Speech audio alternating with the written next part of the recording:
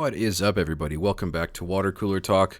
My name is Caleb Turner, and I'm a sports writer at KSL.com. It is Sunday, June 22nd. We're coming to you live after the NBA Finals just finished up. Congratulations to the Oklahoma City Thunder on beating the Indiana Pacers in 7 games to win the first championship in Oklahoma City since they moved there from Seattle in 2008. So 17 years they've been there. Obviously, a lot of great players have come through Oklahoma City. Kevin Durant, Russell Westbrook, James Harden.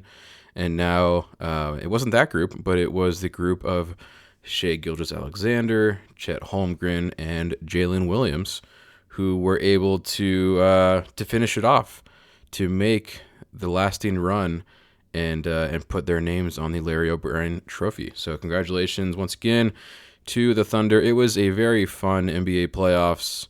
Obviously tough not to have a local team in there.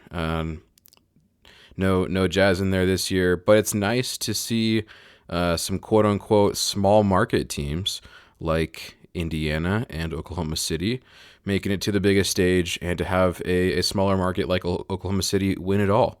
So, it's not your Lakers, it's not your Boston, it's not some of those bigger teams, Miami, right? Or even a San Francisco winning this year, but rather, just a classic middle of the country, a little bit of Southern, a little bit of OKC, a little bit of Thunder. So it gives hope to teams like the Utah Jazz, who may not have the draw of a big city, a big, media market, television and reporters everywhere like you might have in a bigger city, that you can do it, and you can build through the draft, through trades like the Thunder did, drafting players like Jalen Williams and Chet Holmgren, trading for players like Shai Gilgeous-Alexander, and even signing undrafted free agents, guys that are just sitting there waiting to get their NBA chance, like Lou Dort, who, you could make a case for one of the best defensive players in the league, and certainly the maybe co-defensive MVP of the finals, along with Chet Holmgren. So it's some interesting parallels there. Obviously, something that the Jazz would like to replicate, what the Thunder have been able to do through that rebuilding process. That only took them about 6 years, I think, is what they were saying on the broadcast, since 2019, when they traded Paul George for Shai Gilgeous-Alexander and several other players and several other draft picks too. Not totally unlike, the trades of Donovan Mitchell, Rudy Gobert, which the Jazz were able to get pretty good returns for. So obviously the fruits of those draft picks and trades have not necessarily completely manifested for the Jazz so far. But you have an all-star type player in Larry Markkinen. You have some up and coming players. You have the first top 5 draft pick in a decade, over a decade for the Jazz, and more on that coming up soon, as we have the draft this week. The finals end today, and 3 days later we've got the NBA draft. So not a lot of downtime for this league, and then you go straight into free agency after that. So despite maybe thinking that you get a break now, not quite. So shout out to our guy Ryan Miller, who will certainly be covering all those happenings for the Utah Jazz with that number 5 pick coming up on Wednesday. Should be very exciting. Hopefully we can have him on maybe once that pick is made and we kind of have a better idea of where the Jazz are going with this direction, whether a trade happens this week or whoever that draft pick ends up being. They have 4 draft picks actually, so potentially 4 new players coming to Utah. They got 3 last year with Cody Williams, brother of Jalen Williams, Kyle Filipowski, and Isaiah Collier. So do we see a similar, big lot of players coming in this year? We'll get Ryan on here hopefully to recap that and let us know what's going on post-draft. They split into 2 days, first round Wednesday, second round Thursday. So as of right now, 2 picks on each day for you Jazz fans to check out. And that brings us to some other news, which if you follow me on social media, or I guess our KSL account as well, I did share a couple nights ago that I will be stepping in as the Utah Mammoth beat writer. Ryan Miller dutifully took on that responsibility last year, pulling double duty with both the Jazz and the Mammoth. And now, in an effort to lighten his load, I'll be taking that on. Wrote my first story on Friday, just about the preseason schedule announced for the Utah Mammoth, and just a couple of things coming up for them. I mentioned, draft and free agency for NBA. Well, NHL follows a pretty similar schedule. So starting Friday, we'll have the NHL draft. But like I mentioned last week, a little different where you won't see those players for a few years on the Mammoth.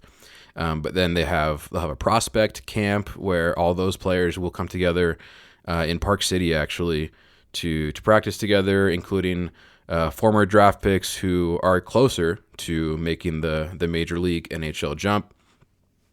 And then, similar to NBA, soon after that, free agency. So July 1st, you'll start seeing those NHL players without contracts getting signed all over the place. And likely you will see some deals for the Utah Mammoth, whether that be their own players, inking some extensions if they want to stay longer here in Utah, or bringing in some other players from elsewhere. And I mentioned a couple names in that article, but obviously there are a lot of options out there. The two that I mentioned were just I found it interesting that two of the two rotation players on the Florida Panthers who just won the Stanley Cup are up for new contracts.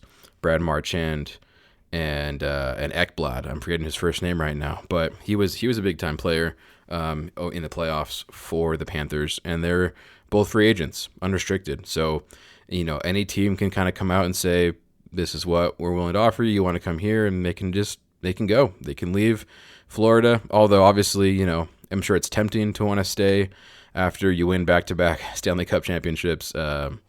Certainly you want to go for the three-peat, I'd imagine, so might be a little tough to pull those guys away, but similar caliber of players certainly around the league. Might not be Stanley Cup winners quite yet, but you hope that they will be here if they can be convinced to come to Utah and join the Mammoth Project in building toward first step a playoff squad, right? Want to get a playoff game here, a playoff series here in Utah, and that would be very exciting. So that's the first step, bringing in those types of players, whether they be older, more mature, veteran type players, or obviously this Utah team is quite young with players like Logan Cooley and Dylan Gunther. So do you kind of keep going within that kind of grow together young prospects mold, like in Oklahoma City Thunder, right?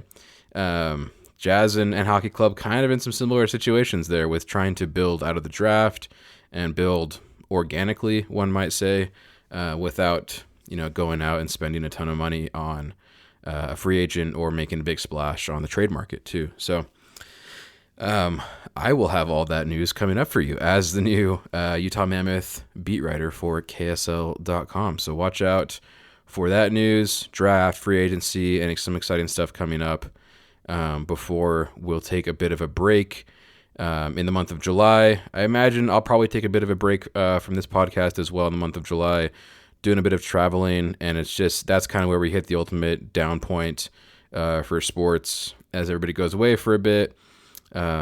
Soccer even taking a bit of a break. I guess we'll move on to that now. Not as exciting possibly as Stanley Cups or NBA Finals, but Utah Royals and RSL, NWSL, the Royals League, taking a break for the entire month of July.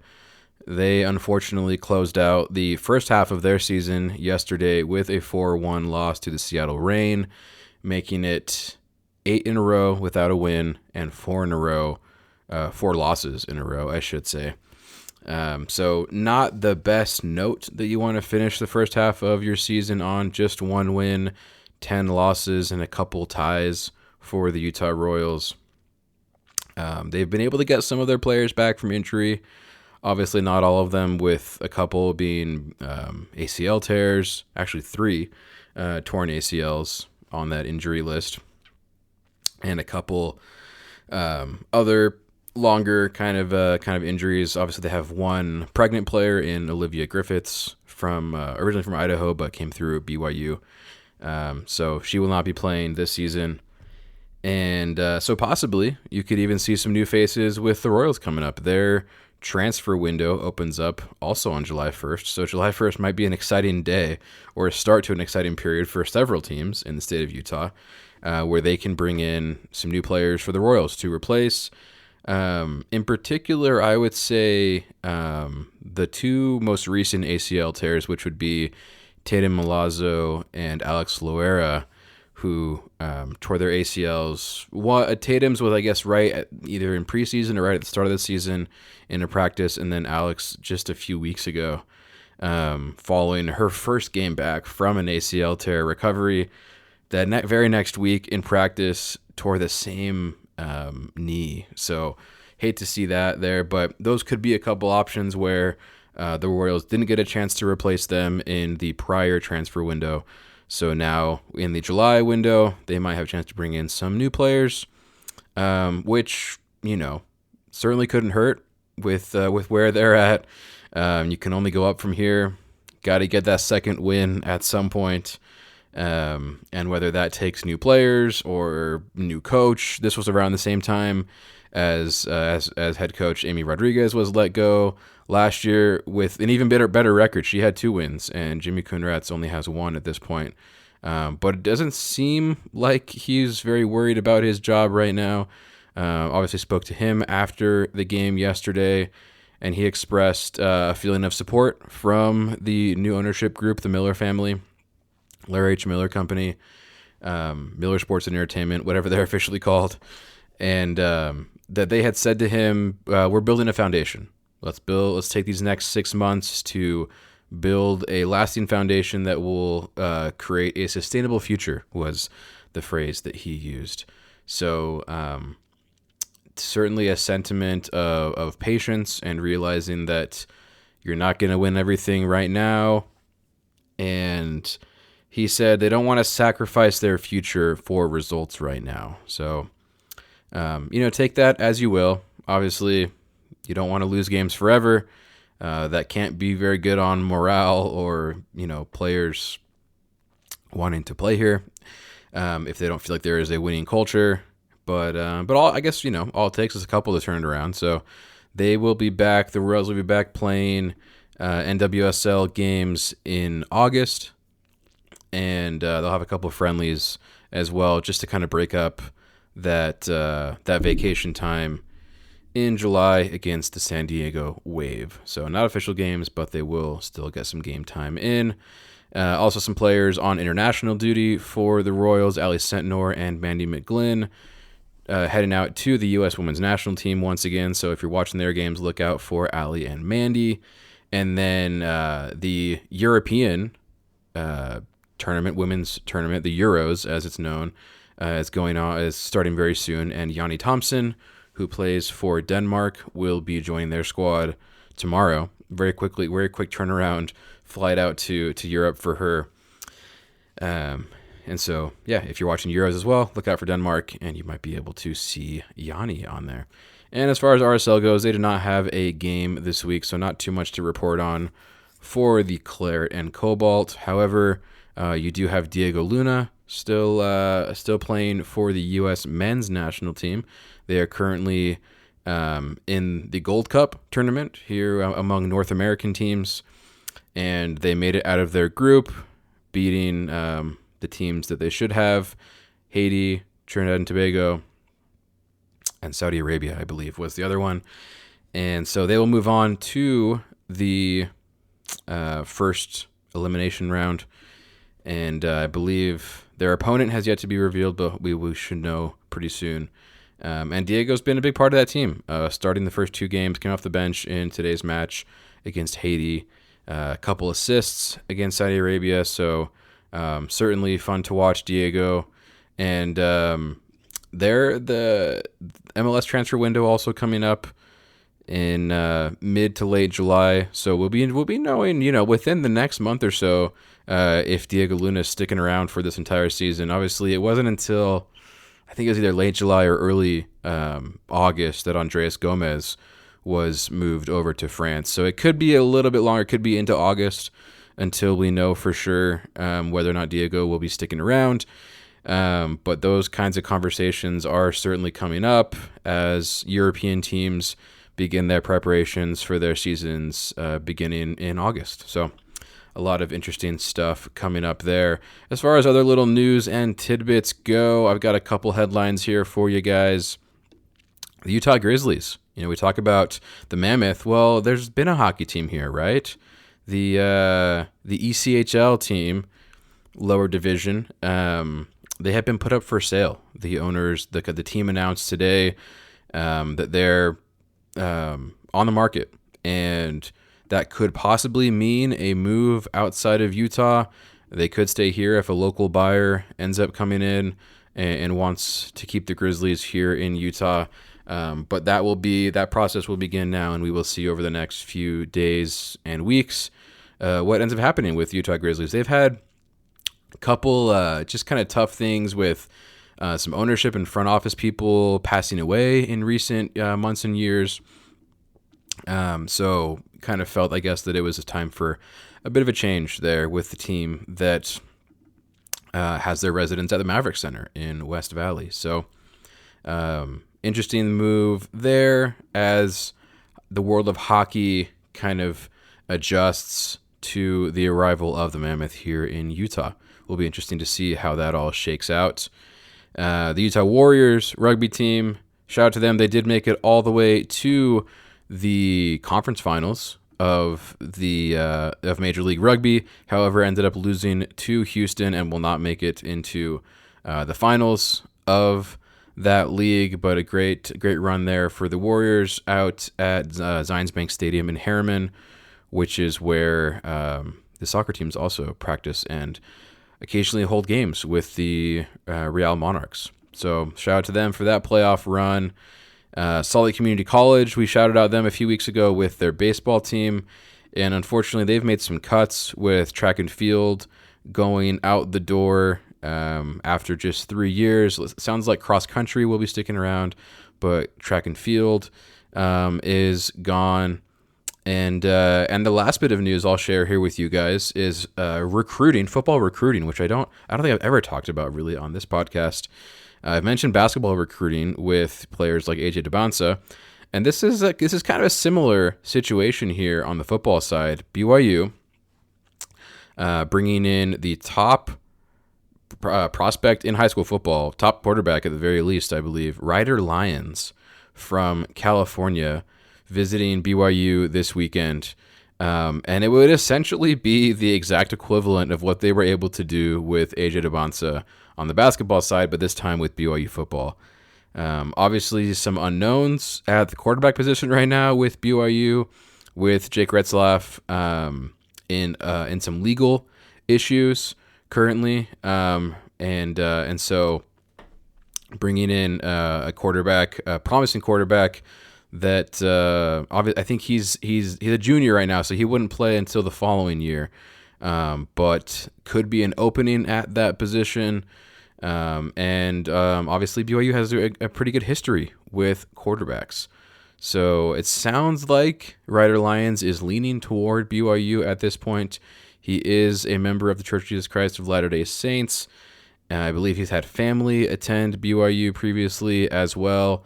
And so if you pay attention to these things, if you go to 24/7 Sports, for example, which is the major recruiting website for these high school prospects, they now have, from what I've seen, 100% projection of Ryder Lyons going to BYU now. So could be another big major splash addition to BYU athletics, having number one prospect in both basketball and football coming to Provo would be pretty wild. So something to look out for now. I believe he's planning on announcing his official commitment within the next days and weeks. So certainly something to keep your eye on there. There will be a lot of more exciting things coming up with teams like BYU, with AJ DeBansa. If you're not following him on social media, he's pretty fun to follow. He's got a YouTube page now, and he's in Provo, just kind of, just hanging out, going to Provo McDonald's, going, obviously showing his practices in the Marriott Center Annex there in Provo, and he'll be a lot of fun to watch come fall. We'll be talking plenty about him, I am sure. So we've got draft coming up this week. Not yet for AJ Bonsa. He'll be the year after, but we'll find out in a few short days who the newest additions to the Utah Jazz will be and where Cooper Flagg will be going. I think we already know. He'll be the number 1 pick. Dallas has that pick, so I think we know where that's going. But thanks for sticking around, guys. Thank you for listening, and we will catch you next time.